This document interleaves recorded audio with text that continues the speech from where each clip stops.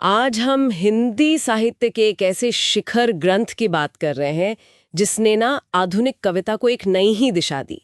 जयशंकर प्रसाद जी की कामायनी। ये सिर्फ एक किताब नहीं है बल्कि जिसे मानव मन की गहराइयों और हमारी सभ्यता के विकास का एक अद्भुत साहित्यिक नक्शा हो।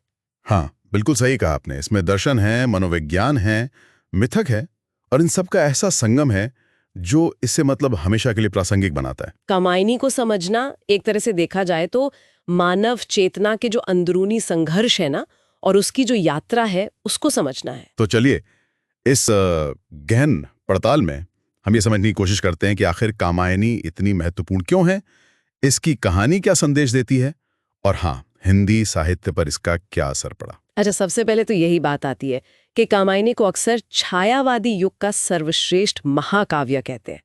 ऐसा क्यों है? क्या खास है इसमें? देखिए, इसकी कई वजह हैं। पहली बात तो ये कि प्रसाद जी ने जो जानी पहचानी पौराणिक कथा है ना, जल प्रलय और मनु वाली, उसे आधार बनाया, लेकिन उसे सिर्फ दोहराया नहीं। उन्होंने इसके जरिए मानव मन की जो आंतरिक वृत्तियां हैं, जैसे चिंता, आशा, श्रद्धा, ईर्ष्या, बुद्धि और अंत में आनंद, उन्हें पात्रों और घटनाओं के रूप में साकार कर दिया। अच्छा। हाँ, तो ये सिर्फ कहानी नहीं रह जाती, ये मानव चेतना के विकास का एक मनोवैज्ञानिक और कह सकते हैं दार्शनिक रूपक बन जाती है। तो मतलब मनु सिर्फ एक ऐतिहासिक पात्र नहीं बल्कि वो मन के प्रतीक हैं, ऐसा? हाँ, बिल्कुल। और श्रद्धा हृदय या आस्था की प्रतीक हैं और इड़ा बुद्धि या तर्क की। प्रसाद जी ने खुद भी ये संकेत दिया है कि भाई ये पात्र ऐतिहासिक भले हों, पर इनका सांकेतिक अर्थ ज्यादा महत्वपूर्ण है। और यही मतलब इसकी सबसे बड़ी खूबी है, एक स्थूल कथा के अंदर सूक्ष्म भाव सत्यों की खोज। ये तो बहुत दिलचस्प है। तो अगर इसकी कहानी को संक्षेप में समझें तो ये चिंता से आनंद तक की यात्रा है। कैसी? मतलब क्या होता है इसमें? कथा शुरू होती है जल प्रलावन से, जब देव सृष्टि का विनाश हो जाता है और अकेले मनु बचते हैं। वो बिल्कुल चिंता में डूबे हैं, निराश हैं। फिर धीरे धीरे जीवन में आशा जगती है और तब श्रद्धा यानी कामायनी का आगमन होता है। श्रद्धा प्रेम, करुणा और जीवन में एक संतुलन का रास्ता दिखाती है। लेकिन मनु का मन, जैसा कि मन होता है, स्थिर नहीं है। वो काम वासना में भटकता है, श्रद्धा से ईर्ष्या करने लगता है और आखिरकार उसे छोड़कर चला जाता है। ओहो। हाँ, फिर उसका सामना होता है इड़ा से, जो सारस्वत प्रदेश की रानी है और जैसा हमने कहा बुद्धि का प्रतीक है। अब बुद्धि के सहारे वो भौतिक उन्नति तो करता है, एक व्यवस्था बनाता है, पर फिर निरंकुश हो जाता है। वो इड़ा पर भी अधिकार जताना चाहता है, जिससे संघर्ष पैदा होता है। अंत में जब वो पराजित और निराश होता है तो श्रद्धा ही उसे फिर से ढूंढती है, उसे संभालती है और वो ज्ञान, इच्छा, क्रिया मतलब बुद्धि, हृदय और कर्म में समन्वय स्थापित करके उसे आनंद की अवस्था तक ले जाती है।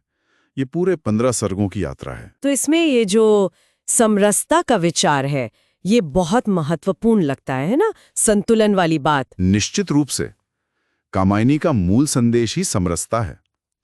हृदय और मस्तिष्क मतलब श्रद्धा और इड़ा, ज्ञान और भक्ति, सुख और दुख, प्रवृत्ति और निवृत्ति, इन सब के बीच एक संतुलन। प्रसाद जी यही दिखाते हैं कि जीवन में सिर्फ एक पक्ष को चुन लेना और दूसरे को पूरी तरह छोड़ देना, यही दुख का कारण है। समन्वय से ही, बैलेंस से ही वास्तविक आनंद संभव है। ये न तो सिर्फ तपस्या है, न सिर्फ भोग, ये एक संतुलित जीवन का संदेश है। और हिंदी साहित्य पर इसका क्या असर हुआ? मतलब इसने क्या बदला? कामायनी ने हिंदी कविता को वो जो सिर्फ घटनाओं का वर्णन करने वाली बात थी ना, इतिवृत्तात्मकता, उससे बाहर निकाला। इसने कविता को कल्पना दी, अनुभूति की गहराई दी और एक दार्शनिक सोच दी। मानव मनोविज्ञान का इतना सूक्ष्म और कलात्मक चित्रण शायद पहले नहीं हुआ था।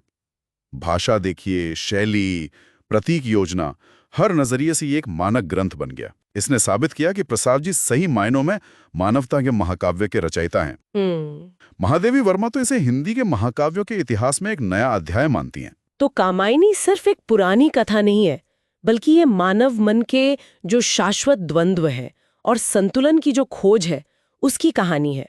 और ये आज भी उतनी ही प्रासंगिक लगती है। चिंता से शुरू होकर आनंद तक पहुंचना, ये यात्रा वाकई अद्भुत है। बिल्कुल, और ये हमें सोचने पर मजबूर करती है कि हम अपनी जिंदगी में, अपने जीवन में हृदय और बुद्धि, भावना और तर्क के बीच कैसे संतुलन साध सकते हैं। हाँ, सही बात है। और यहीं पर हम अपने श्रोताओं के लिए एक सोचने वाली बात छोड़ जाते हैं।